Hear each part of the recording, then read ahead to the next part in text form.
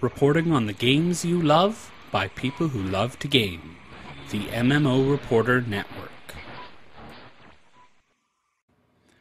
MMO Reporter's PAX 2012 coverage is brought to you by Guild Launch. Slay more dragons with Guild Launch.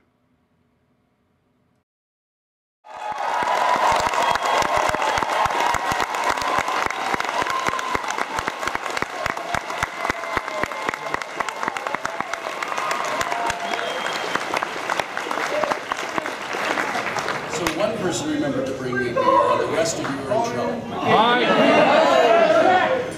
What? I can't understand you. I don't speak, unruly mob. That! I'm sorry, I feel the same way about your mother's mating habits. Hello, PAX!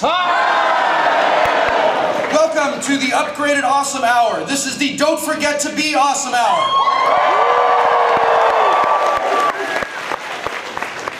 And because we are not forgetting to be awesome, we will begin today with some entertainment from one of my favorite people on all of the internets. The reason I believe YouTube was invented, Mr. Hank Green is here.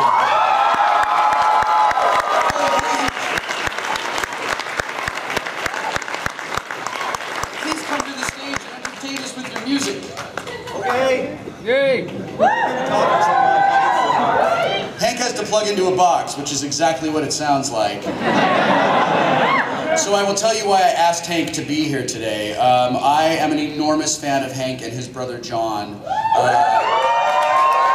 For those of you who don't know, they have a YouTube called The Vlog Brothers. John is an amazing author, and Hank is the brain behind VidCon, which next to PAX is probably the best con that you'll ever go to. And they are the leaders of a movement called the Nerd Fighter movement. Are there Nerd Fighters in this audience today? It turns out that Hank and John and I have been trying to accomplish the same goal of convincing people to be awesome for a number of years. We've just been doing it in parallel. So finally, for the first time ever, we were able to steer our awesome starships into one another, into an explosion of super awesome. A safe explosion. A safe explosion. Yeah. I'm afraid of explosions when there's so many people in the same room. I'm sort of fear-driven person. Oh, all right. I have to pee really bad. I peed before. I did too. I didn't have to pee out there. No, but you peed before we... Yeah. Do you have to pee again? I actually was in the toilet while Will was in the bathroom, and I was like, ha. I'm glad that we were both Twittering. That would have been awkward. Are you plugged in and ready to go, sir? It sounds like it, sir. Like you're ready to go. Yeah. Ladies and gentlemen, Hank Green!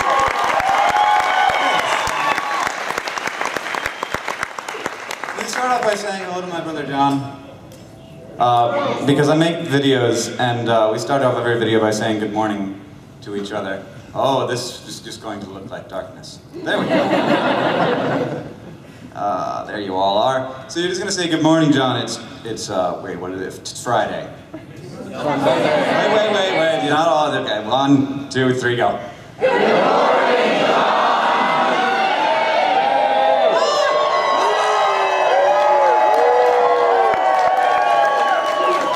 That was great, some really good lens flare on that. So I wrote a song quite a while ago. It was one of the first, 5 songs I ever wrote. Because I'm a big fan of Star Trek: The Next Generation. I never imagined that I would be singing it with that standing over there. What? Okay. I'm fine. Hi over here. I feel like I was ignoring you. My bad. So the first verse of this song is from the perspective of a young ensign. The second verse is from a perspective of a person who was frozen in the late 22nd century and then thawed later, and he was like, "Where's my money?" So that's the basic. If you remember that episode. Yep. Of course you do. So that's just your primer. Starting 42695.3 was a pretty big day for me. I was given my first command. Now I don't think Wesley Crusher would actually sound like this when he grew up. In fact, I know he wouldn't sound like this. Just an aside, do you remember the episode where Q comes and grants Wesley's greatest wish? And then he's like, "You are a man!" And then later when Wesley turns back into a regular, like, little boy, Riker's like, "Well, you turned out pretty good, though." It didn't look like this. The young voice. Yeah, I mean, it turns out Wesley grew up to basically look like Wesley Crusher, but a little softer with a scruffy. Yeah, and considerably sillier. So sorry, that was singing a song? Right. Yeah. But it turned out to be more difficult than I planned. So I went to Record, said, what if I fail? What if I freeze up with a Borg on our tail? What if the choice I make is wrong?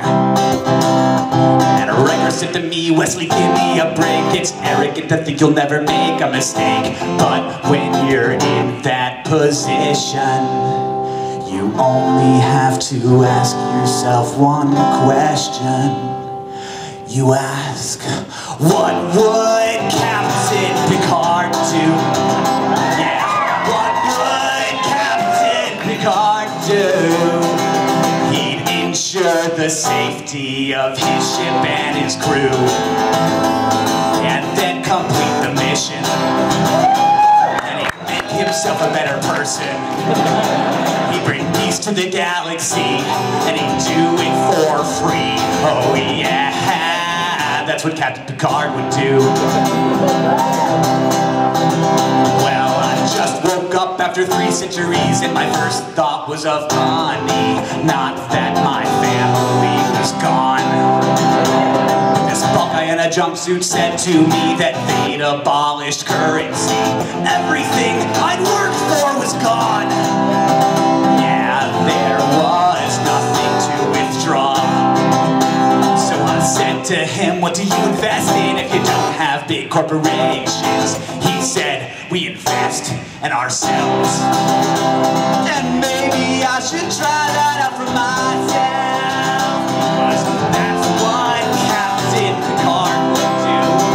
Yeah, that's what Captain Picard would do. He'd ensure the safety of his ship and his crew, and then complete the mission. And he'd make himself a better person. He'd bring peace to the Federation and earn the Klingons' admiration. Oh yeah, that's what Captain Picard would do.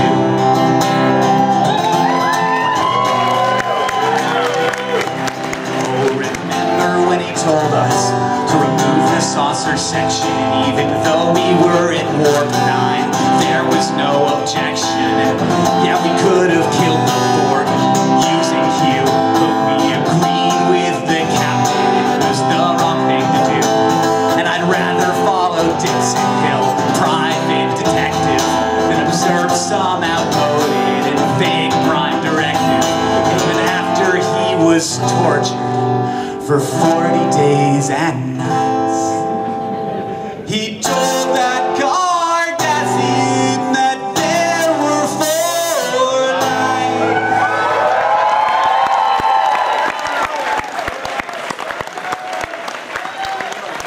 There are 4 lives! Oh yeah, when you're confused and the choice is too hard, just think of Captain Picard.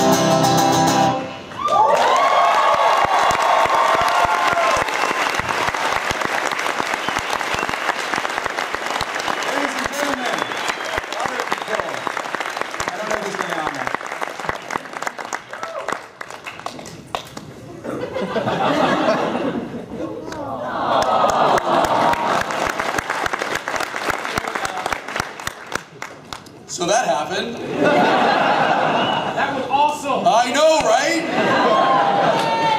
I've got to follow it. That was poorly planned by me.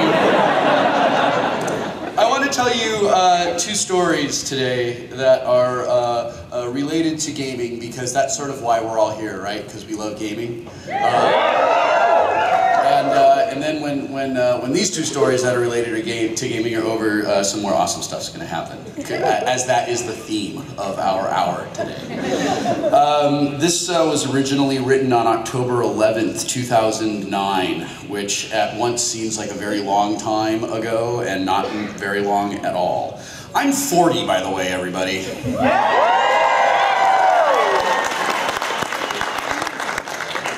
Which is, I know, right? It's weird. It means that I'm a boy, and that means that I like stuff that catches on fire, and I like knives, and I like things that blow up, and I have managed to not kill myself. So yeah, go me, right? So I guess so, right? I live in a little hamster ball of awesome. And I just roll it through the world. So I roll through the world with shit just blowing up everywhere I go. Leaving just a path of devastation and misery behind me. But I don't care, I'm in the awesome ball. So this is called Gaming Monkey. While my wife Ann and I drove down the freeway today, the song Just Like Heaven came on the radio. This was my first CD, I said. I know, she said. You tell me that every time we hear a song. The album, by the way, is Kiss Me, Kiss Me, Kiss Me by The Cure. It's quite good. And one day, you'll hear it, and I won't be here for some reason or another, and you'll wish I was here to tell you that. While we both pondered the macabre nature of that particular thought, I realized that not only was this album forever linked to my first CD player, but it also gave me these hyper-nostalgic memories of gaming with my group of friends in high school. I don't know what it is, I said, but lately I've wanted to get together with a bunch of nerds and do a weekend of serious non-stop gaming. She glanced over at me. Oh? Yes, but this is more than the usual semi-constant, I want to play Car Wars thing. This is a very serious...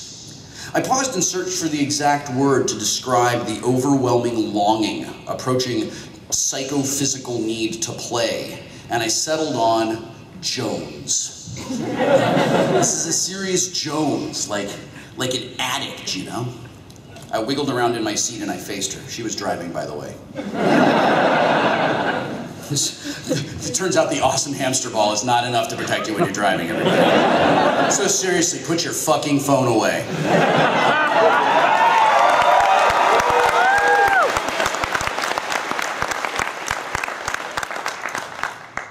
I wiggled around in my seat and I faced her. It's like there's...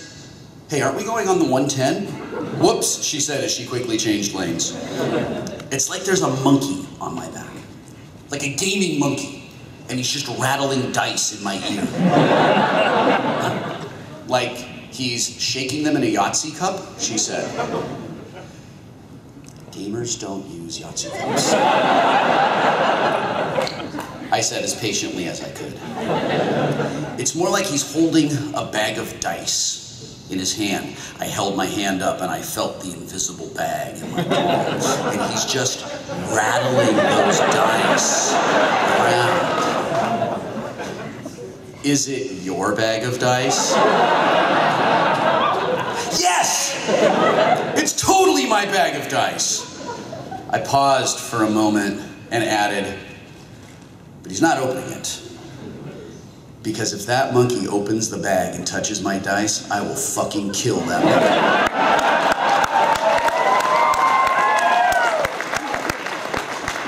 True story, folks. True story. Let me just page up to the next thing. I forgot to make an important announcement at the beginning of our Hour of Awesome together today. If you are encouraged, You are welcome. You would be delighted if you did the following. You can record this hour. You can take pictures. You can make audio and video recordings because this is released under Creative Commons license. It is the Attribution Non-Commercial Share-alike license.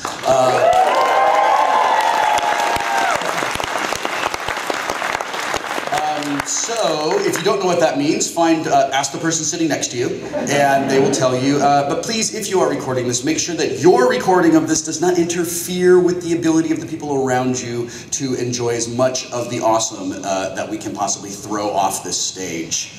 Not gonna make a Peter North joke. This was originally written, you're welcome. This was originally written on November 10th. 2009. 2009 apparently was a rather big year for me writing about gaming-related things. And it is called, in place of a title, imagine Rick Ocasek walking around on the surface of a pool. In 1993, while killing time between appointments, I wandered into a game shop in the San Fernando Valley. I looked around the aisles, thumbed through the RPG books, talked myself into and then out of buying a ton of unpainted lead figures, and eventually found myself in a conversation with the owner. He picked up a deck of cards and asked me if I'd heard about this new game called Magic. Now, I was a fairly serious war gamer. I had numerous Chaos and Space Marine armies, Terminator Squad, as well as a folder that was bulging with maps and vehicles for Car Wars, Ogre, a couple of homebrew miniature games. Card games were so beneath me, I don't think I even tried to hide my geek snort. You know the one. He had obviously spent time dealing with annoying nerds like me, being a game shop owner and all. And he patiently deflected my contempt as he opened the box and showed me the cards inside. Over the next 10 or 15 minutes, he showed me how this wasn't just a card game, but was actually a beautifully illustrated representation of two powerful wizards using primal and astral energies to duel with each other. By the end of his demo, I was sufficiently intrigued, and I bought 2 decks. I played the game a few times, but it didn't capture my imagination like the board games and role-playing games I loved. The mechanics were interesting, but I had a hard time wrapping my head around advanced concepts like tapping and the mysterious upkeep. Perhaps I was not the high-level gamer I thought I was. I went back to that shop a few weeks later. It must have been near a casting office. And I ended up talking to the owner about playing Magic. "It's okay," I said, "but I'm just not that into it." He reached behind the counter and he pulled out a long box. "Maybe you'd like the game better if you had access to all the cards." "That box has one of every card in the whole game?" "Yes, it's $80.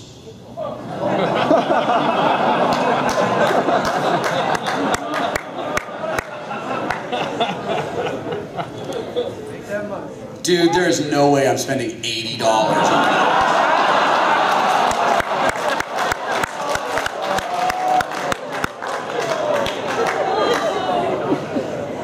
I know, it is amazing that I managed to live this long.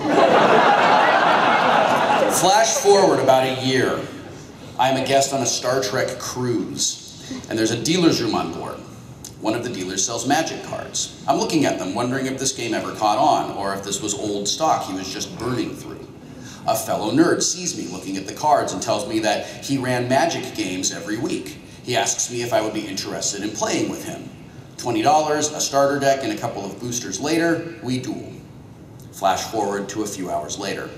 It turned out that playing with someone who actually knew what Magic was and how the game worked made it a lot of fun to play. It turned out there was a lot more to the game than just dueling, too. There was deck building, and deck building had strategy to it. I bought everything that dealer had on the ship. I spent more than $80.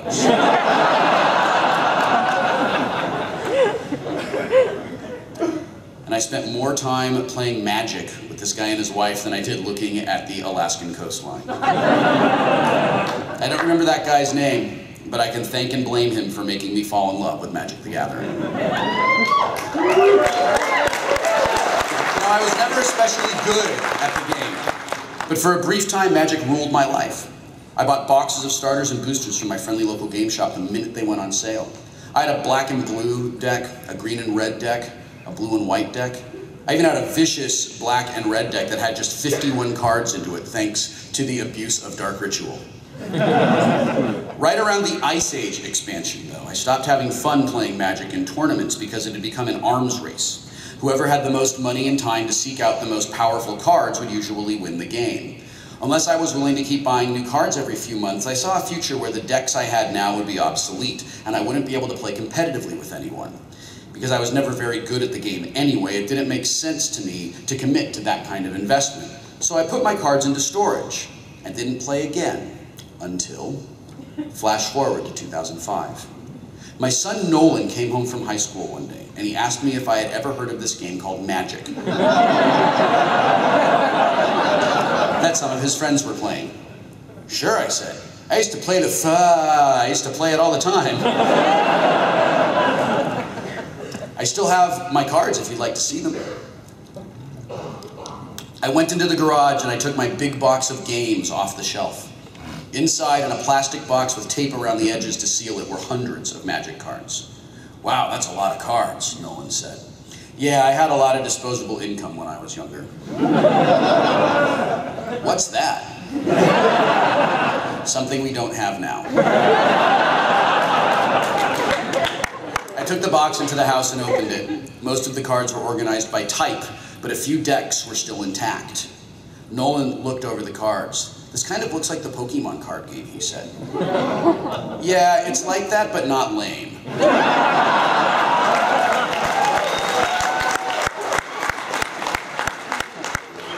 I should point out that I absolutely love Pokemon on Nintendo. Even though I'm terrible at it. I could talk about Pokemon for half an hour now, but I won't. I pulled out 2 decks and I taught him how to play. Nolan caught Magic fever like a stowaway on a plague ship. I was thrilled to have something that we could do together, so I naturally encouraged his madness. He started taking my cards with him to school and using them to successfully wipe the floor with his peers, who apparently didn't know how to defend against the old ways.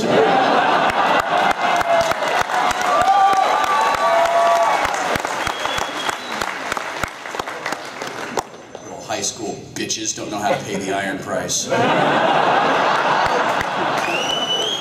Then one day he came home very upset.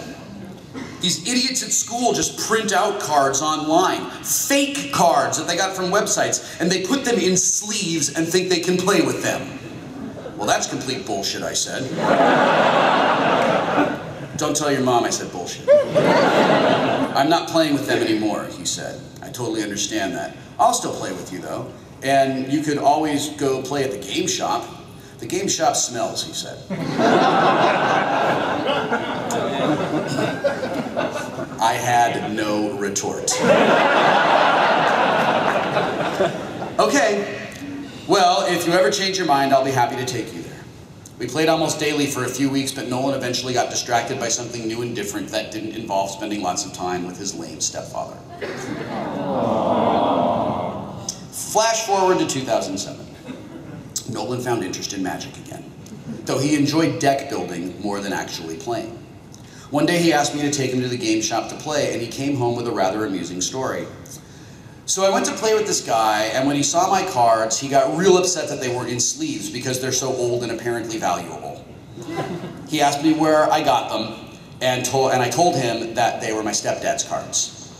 Nolan didn't ever put his cards into sleeves as a matter of pride, as a way of showing his opponents that he was using actual cards, not printouts like those douchey kids at his school. He actually refused to keep playing with me until I put the cards into sleeves. He did his version of the comic book guy's voice. Those cards are far too valuable. I will not engage in a contest with you until they are protected.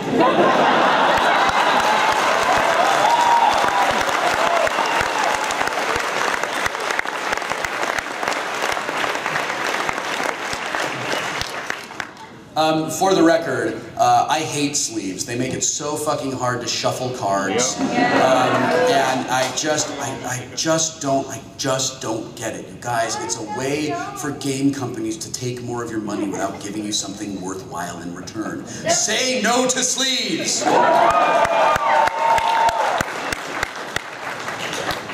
Anyway, back to the story. I laughed.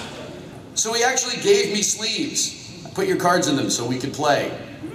Nolan started going to the game shop 3 or 4 times a week, spending his allowance on cards and building up several formidable decks, including a sliver deck and a zombie deck that, while apparently not tournament legal, were feared and loathed by the regulars at the game shop. Around this time, I started looking at Magic again, and I rebuilt a few of my old decks from memory. I still wasn't very good at the game, and in the arms race portion of the game, Nolan had nukes, and I had a board with a nail in it. But it was still a lot of fun to play. Flash forward to about a year ago. I got my hands on a box of Time Spiral tournament decks. Nolan and I began playing 2 out of 3 matches using sealed decks and randomly drawn decks from the box. And just like that, Magic was fun again. Flash forward to PAX 2009. I was invited to a party celebrating the release of the latest incarnation of Magic called Zendikar. The people who run Magic at WotC gave me an extremely rare spoiler card, which prompted someone from the D&D side of WotC to say, "Hey, Wheaton belongs to us, hands off."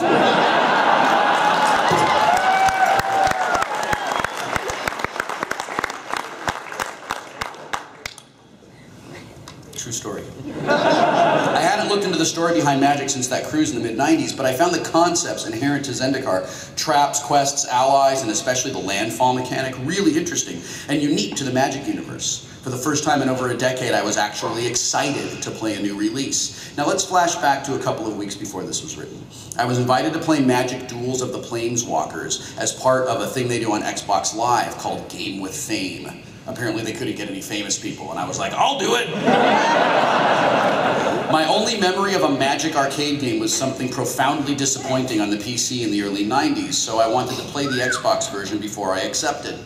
One download later, I settled into the couch with some green tea and began to play. A few hours later, Anne came into the living room and wanted to know why I'd been there for so long. I am doing research.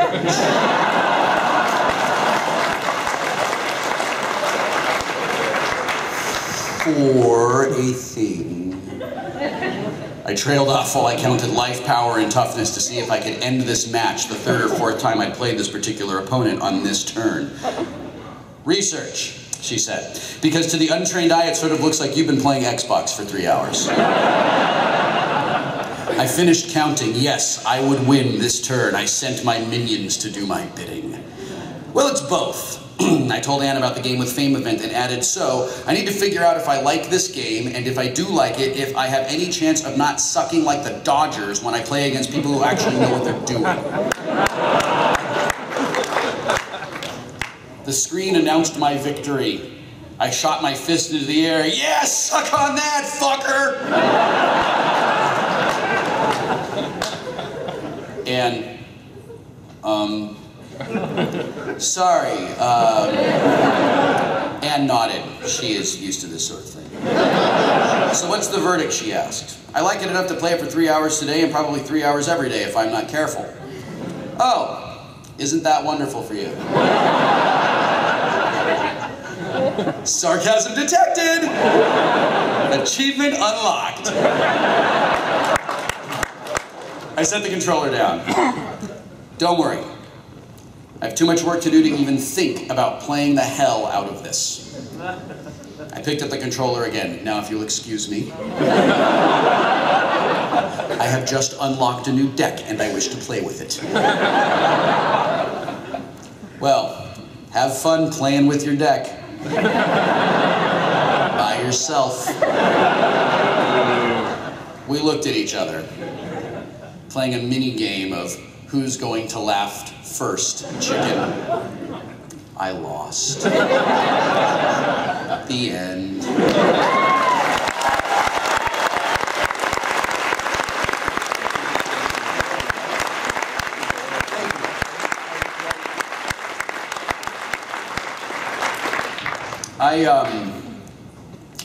my favorite part of that entire story is the time that I spent playing with Nolan. My older son Ryan and I are super close. We like all the same things. We're science nerds, we're gaming nerds, we're beer nerds. We are exactly, like, we are very much the same person. Nolan has a lot of different interests than I do. He's way more athletic than I am, and he's just not as cerebral as I am. And I have struggled his entire life to find things that we can communicate through, and these things that we can have in common. And one of the things that has always provided really wonderful common ground for us has been gaming. And it's games like Magic, and games like Button Men, and Battle Lore, and Munchkin, and Small World. And it was the joy that I had playing games with him that kind of sat in the back of my head when Felicia Day and I were talking about developing our show Tabletop.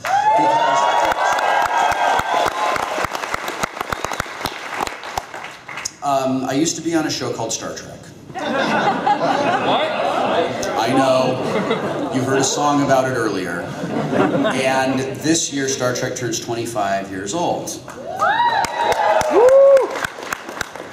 I have been more successful in not killing myself than Star Trek has.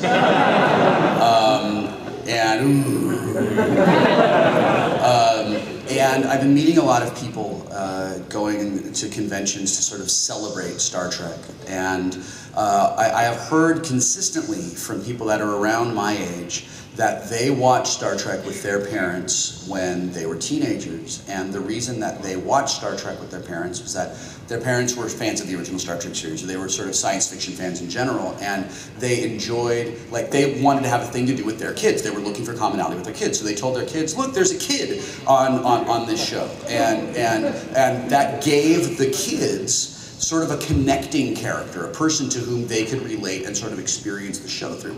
And I hear from these kids that they were weird, and they were really smart, and they were sort of like just didn't really fit in anywhere. And they could really identify with the character Wesley Crusher that I played on Star Trek because of that. And it gave them this thing that they could do with their parents. And you know, I have just pushed 2 teenagers out of the nest. They're 21 and 23 now. And I'm convinced that there's an evolutionary thing that happens that makes teenagers fuckers from about 16 to 19, so that we as their parents don't feel bad about throwing them out. Like, fine, you're so smart, go. No, I don't know when the dinner you're going to complain about will be ready.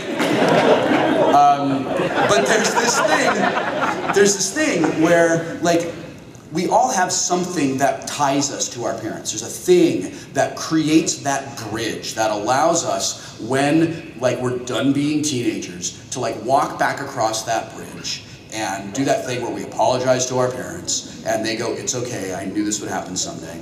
And then we sort of go on. And Star Trek was that bridge for a generation of kids. And now they're using it the same way with their children, like the titular next generation, the way their parents did with them. And that's what I did with gaming with both of my kids, but especially with Nolan. And when we were developing Tabletop, I said, I just want to make this show that's going to make gaming accessible to people. I want to show people by example that it's awesome, that it's fun, that it doesn't have to be competitive, that it's not weird, that gamers are not antisocial weirdos who can't make eye contact when they play with you, and that this is a wonderful family activity. And according to the feedback I've gotten, we have been successful in that endeavor. And I hear from parents who show their kids Tabletop and are now playing Settlers of Catan with their children. And I met some kids here at Emerald City Comic-Con earlier this year, and I was talking about Tabletop, and one of these kids, he was like 9, and he said, so what games are you going to play on your show? And I said, well, we're going to use like some classic games like Alhambra, and some newer games like Elder Sign. Then of course we're going to play Settlers of Catan. And the minute I said Settlers of Catan, he and his sister, who are roughly the same age, they high-fived each other, and they were like, we love that game! And I was so excited that we were going to be communicating to this new generation of kids why we are all here this weekend.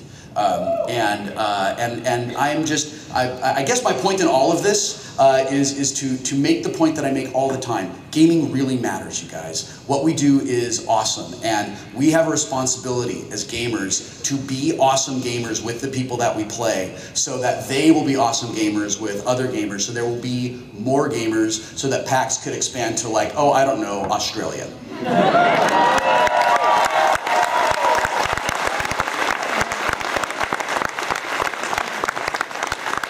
So, please, when you play games, don't be a dick. Ladies and gentlemen, Paul and Storm.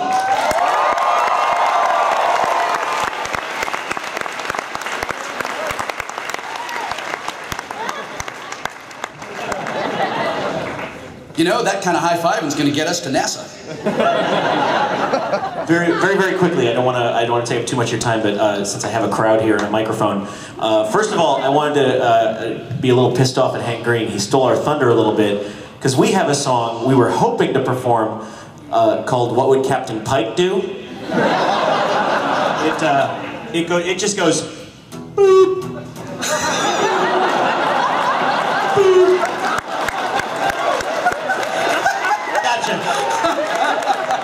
I love that song.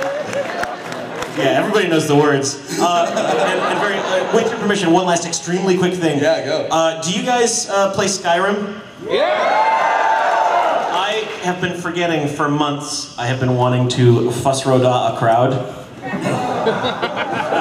You know what I'm talking about?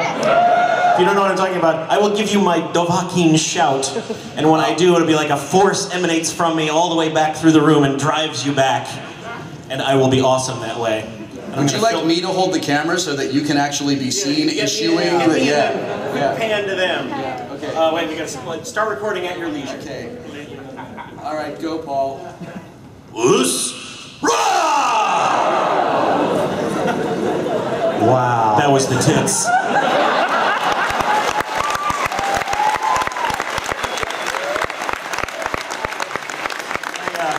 Achievement unlocked. That was the tits. 32 gamer score. Hey guys, let's do a story together. Yeah, let's do it. This is a story that is also about gaming and is a different kind of gaming, a gaming I'm exceptionally bad at. This is about playing t-ball when I was a little boy. And are y'all plugged in, Storm? Everybody's ready to go? Yeah. All right, and this is called, This Is the Way I Remember It. Not that it matters, but most of this is true. When I was 6 years old, I set foot onto a t-ball diamond for the first time. I was skinny, awkward, and unsure of myself. I was basically a smaller version of the teenager and adult I'd eventually become. And I didn't have very good coordination, but my dad loved baseball. And I knew that if my dad loved it, then I loved it too, because that's the way things work when you're 6. It was the spring of 1978, when smog alerts were as common as reality shows are today, and hazy reddish gold sunlight shone down on the field at Sunland Park. The sounds of other kids playing on the swings and in the giant rocket ship at the playground mingled with the smell of barbecue smoke as I stepped up to the plate to take my first practice swings. Talking baseball, little Will is playing talking baseball. He's such a little slugger. My first swing connected with the middle of the tee. The baseball, in those days of gas lines, wearing sweaters, and national malaise, we didn't have the soft, reduced injury balls my kids got to play with. It fell off and landed in the batter's box on the other side of the plate. The other kids giggled while the coach clapped his hands and shouted encouraging words to me as I picked up the ball and put it back on the tee. I looked up and saw my father's expectant face through the chain-link fence near the dugout. I slowly and deliberately lifted my bat, held it out at arm's length, and aimed at the top of the tee with one eye closed. I stuck out my tongue and furrowed my brow. I tasted sweat on the corners of my mouth and felt my heart beat in my ears. The bat touched the ball and it fell off again. The kids giggled, the coach clapped. I replaced the ball on the tee. "Come on, Willow," my dad said. "You can do it." I took a deep breath, held the bat as tightly as I could, and I swung for the fences. Talking baseball, everybody's watching. Talking baseball, it's getting a little bit awkward. The ball sailed off the tee toward right field. I watched it go, absolutely astonished that it was in the air, just like a real baseball player.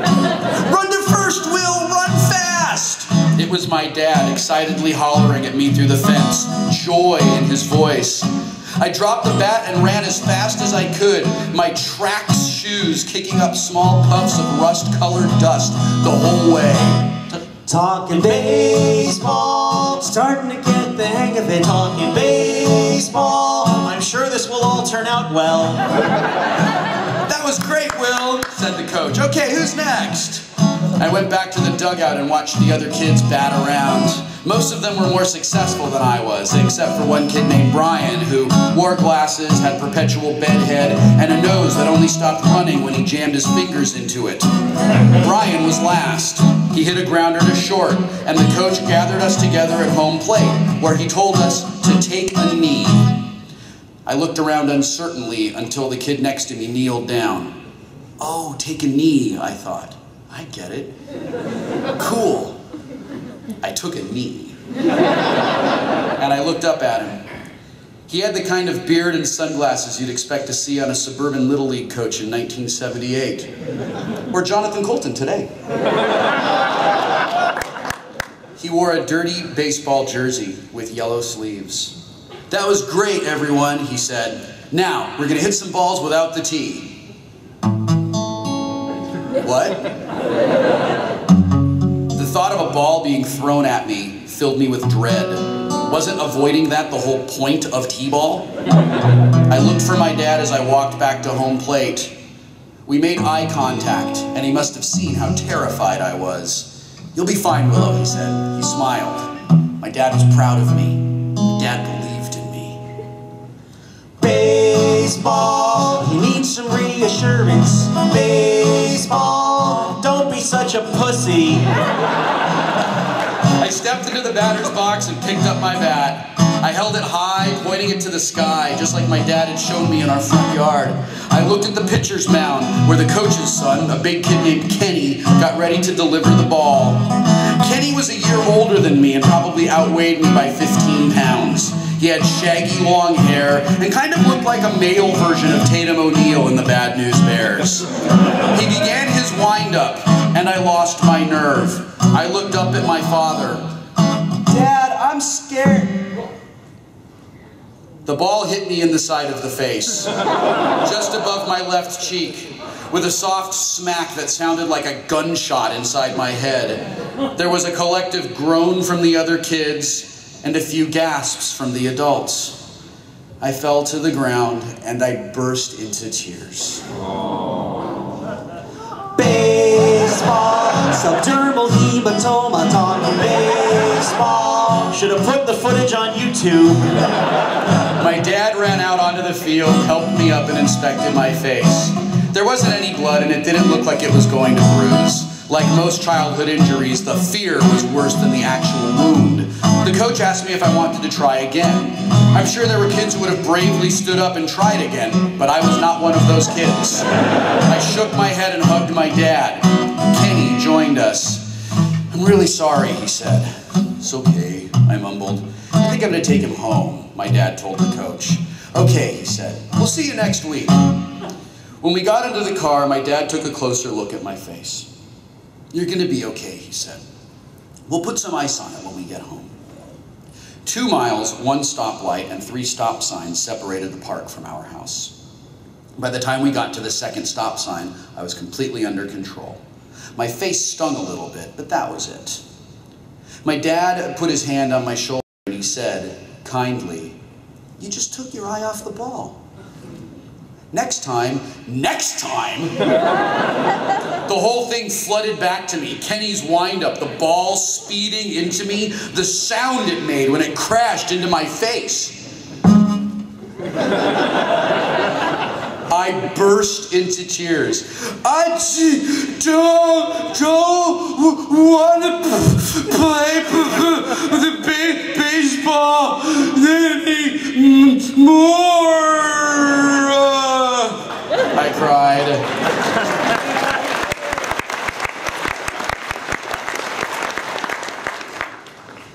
Baseball, young Will sure was a crier.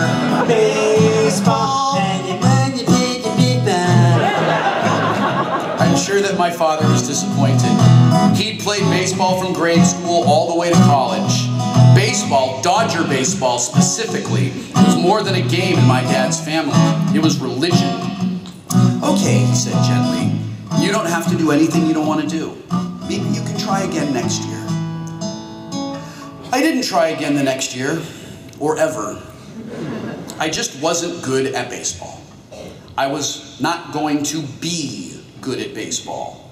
But that was okay, because my dad accepted me as the cerebral, weird, geeky kid who just wasn't that good at or interested in sports.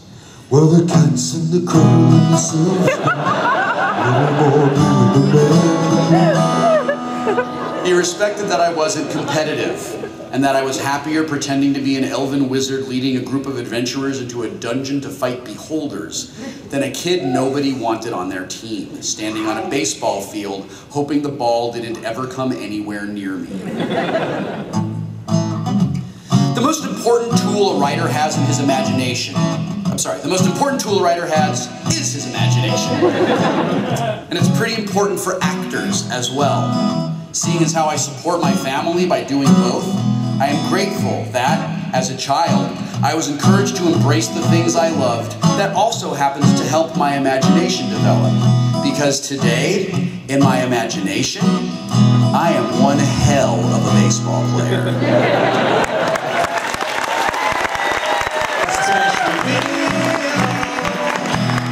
Mickey and the Duke. Paul and Storm, everyone.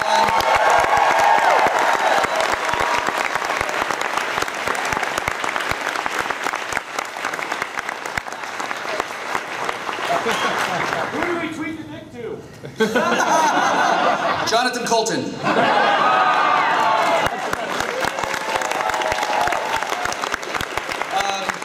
Paul and Storm have to leave now to attend to their legion of adoring fans in Bandland. So please give them the thunderous applause you would give them at the end of the show.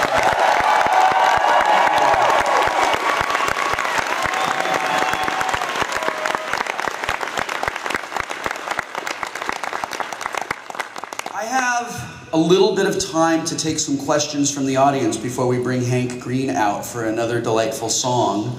So I would like to do that. Is there, Enforcer folks, is there a microphone in the audience? Does that happen in this theater? I can't really see past the lights. I see a microphone. We have a microphone. It is coming up.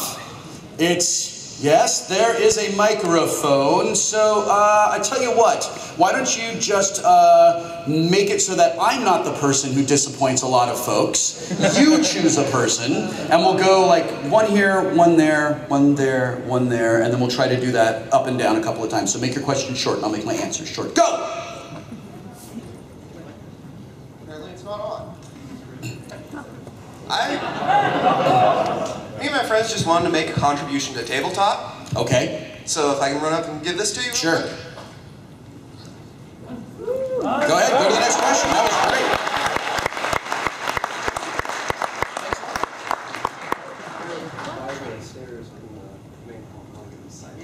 great. All right, thank you. Next question. Hello. Hey! Sorry, that was way louder than I was expecting. I think it's a lot louder than all of us were expecting. As teased at Emerald City Comic Con, I have the Cape of Dicks 2.0 for you. Please bring it forward.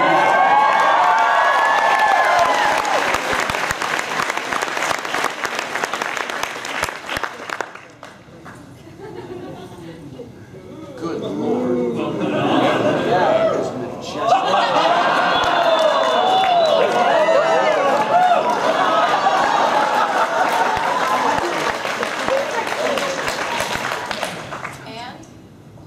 Pocket. Put it on me.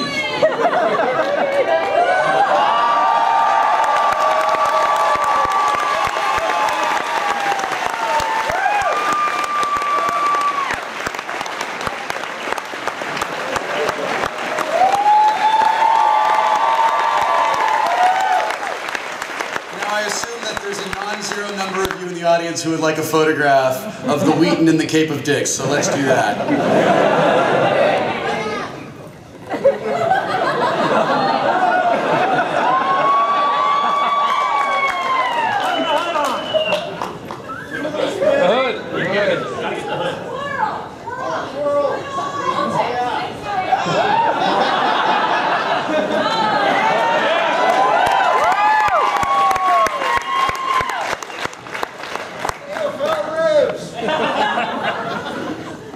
AOFL lives. This is magnificent. Thank you. Next question.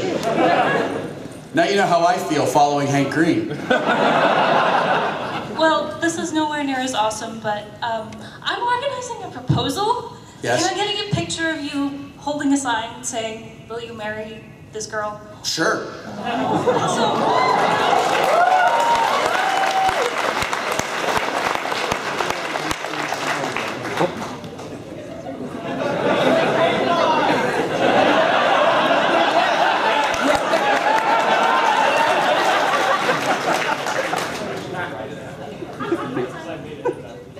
Yeah.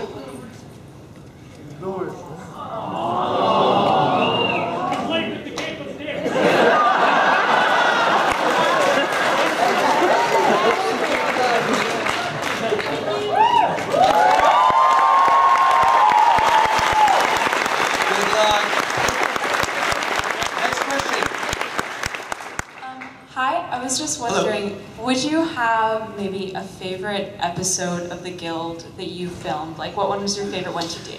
My favorite episode of The Guild was the Fox and Codex go on Not a Date. The one where Blade shows up with the thing and is like, and Fox is like, oh, wait a minute, I'm causing strife in your guild? And the reason I love that as much as I do is that on the day that we filmed it, something in the dialogue just wasn't working. It was almost there, but not quite. And Felicia and I rehearsed the scene, we blocked the scene, and then we went downstairs for where the location was, and we just sat at a table and we worked it out. We sort of rewrote it together.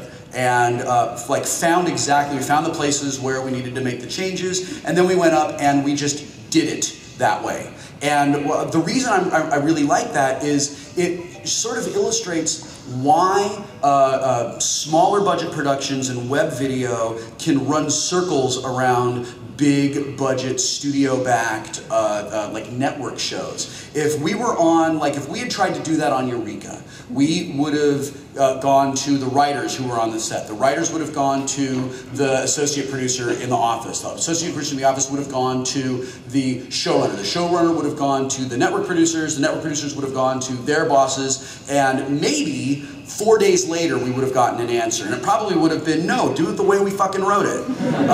So we were able to make a decision that made the show better in a very short amount of time. And that's just, I think it's a great example of why we're like little vipers and they're bass stars. Thank you. You're welcome. Next question. Hey, I was really excited today when we found out that Hank Green was going to be here. I know, right? I know.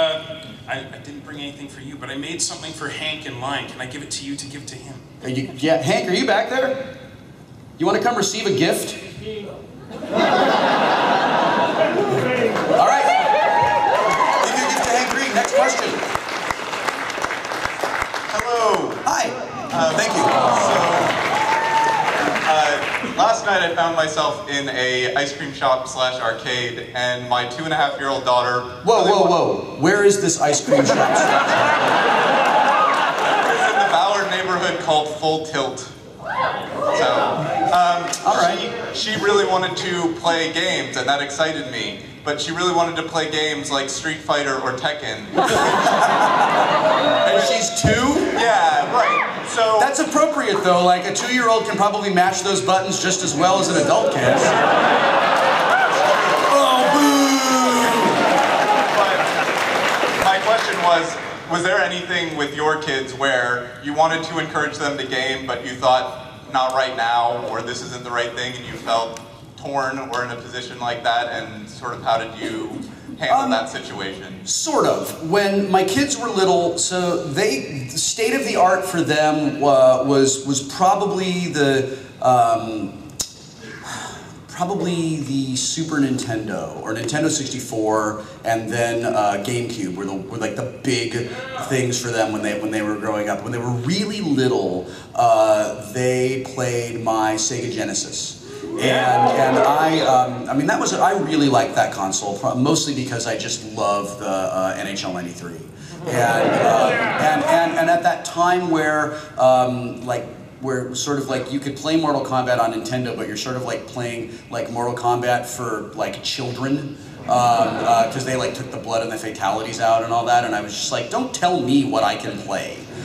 So I became kind of a Genesis guy. So we had that in the house. And the Genesis had what was, at the time, a very complicated controller. And the kids just sort of struggled with that. Then we took my wife's Atari 2600 that she got for Christmas in 1977, Dan? Yeah. 77, yes. That she got in 1977, and we let the kids play that. And it was one controller and one button, and those games, those 8-bit games, sort of encourage you to use your imagination. And they want you to fill in the story and fill in what's going on, and it's very simple. And most of those games you can play without ever looking at a rule book. You can figure them out inside of a minute. And our kids, when they were little, loved that. And it was simple, and it was incredibly fun, and I didn't really have to worry about, like, you know, I don't have a problem with violence, I have a problem with consequence-free violence. And when kids are little and can't really make the distinction between, like, you know, pretend and real, I wouldn't let them play games that I thought were sort of violent. In fact, we took the Mighty Morphin Power Rangers game away from them when Ryan was doing a Power Rangers move on Nolan. So, I would actually encourage you, there are tons of either Atari emulators that you can get online, or you can get a Flashback or a Flashback 2 or something like that, and put your daughter? Yes. Yeah, put your daughter down in front of that and see, and then watch, inside of about a year, she'll be kicking your ass at combat. Next question. Enforcers, let me know when we have about 5 minutes, because I want to bring Hank Green back out to give you one more song. Okay, then I'll make this quick. I'm turning this into another Black Altar. I have one of those books that we filled with people writing things to you to give to you again. This is from last PAX, this PAX, and Joku Crew Crazy too. So I'm just going to run up and give that to you, and the next person Oh my can ask God, questions. thank you.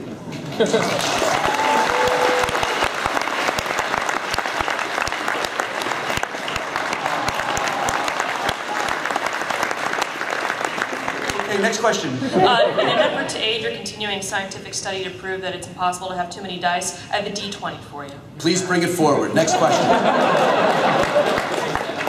Tabletop has got to be one of my favorite web videos. So I'm going to make this really quick. What are your top 3 games that, if you're stranded on an island, that you would keep? Oh man, that's a tough question. It would be a game with a lot of replay value that changes a lot. I would definitely take a role-playing system with me. I would take this game that exists in my imagination that is sort of like that game Mousetrap, except you use it to build. You're very excited about Mousetrap. Did anyone ever actually play Mousetrap? I just built it. Really? I never played the game. I just built the Mousetrap and like set it off. But I would take a game with me that's very similar to Mousetrap. That's called Transportation Back to Civilization, and you build it all together, and then it actually works. And of course a deck of cards. Less of a question, more of a comment. At Acquisition Inc. yesterday, you threw your D20 into the crowd. Yes, I did. Fuck that guy. It bounced off the top of my head, so I'm the one who managed to get that. It's pretty impressive that that die could hit anything. Worked very well. Let the dice was box. I have 5 minutes left, so this will be the last question, and then we're going to bring Hank Green out, and he's going to play us some more music. If I remember right, you grew up in Southern California? I did grow up in Southern California, the San Fernando Valley, to be specific. That's right, 818, represent! It was actually 213 when I lived there. That's how long ago it was, you damn kids. I'm going to yell at an empty chair in a minute if you keep me going. I'm sorry, go ahead, sir. As someone who grew up in Nebraska, what the hell convinced you to come to Kansas after There was, I went and lived in Kansas for a little while, and it was actually a very important part of gathering experience for me. It was sort of like, it was a main story quest in my life. I moved to Kansas to work for New Tech, and I helped develop the Video Toaster 4000, which was really important to me. If any of you guys here use any sort of nonlinear editing systems at all, if you use iMovie or Final Cut or anything like that, I worked on the product that is the root of that particular creative tree. And it was really important to me because we were making a disruptive technology that was fundamentally going to change the world. If we had made the Video Toaster at a time where YouTube existed, we would all be hanging out right now on my private yacht because we would have made tens of millions of dollars. As it turns out, we just were way too early. We made technology before there was distribution, and that had to happen in Kansas. It was actually really good for me because I had been an actor my whole life, I had been on a series for a really long time, and I kind of was like, I was on the way to like, I was getting dangerously close to the path of the douchebag. Because I lived in Hollywood and that's all I was around all the time. And I remember waking up every day and just not liking the person I saw in the mirror. And I thought I need to sort of like go figure out like what the fuck is going on with me in my life. And find like, I gotta find out what matters to me. And I went to Kansas and I worked on the Video Toaster for a long time, and I was completely away from everything I had ever been around. And I spent about 2 years doing that, and I realized that what really matters to me is being creative and acting and writing. And I came back to Los Angeles after that and went back to acting school and then struggled like crazy for about 10 years and then got really lucky and was kind of in the right place for all the hard work I had done to actually pay off. And I think there's a little bit of a lesson there, you know, it's not really like that thing about like wherever you go, there you are. Like you can't run away from yourself, but you can take yourself to a place where you're forced to really look at yourself and be honest about what you like and don't like, and then do what you need to do so that you remove the douchey things and become more awesome. And you know, for a lot of people that happens in college, and for me, it happened in Kansas. Thanks for your question. Say, Penny Arcade Expo, this is my first PAX, I'm ashamed to say. And this is a really wonderful community of people who are just like unabashedly enthusiastic about stuff, and I just love it. Thank you all so much for having me up here.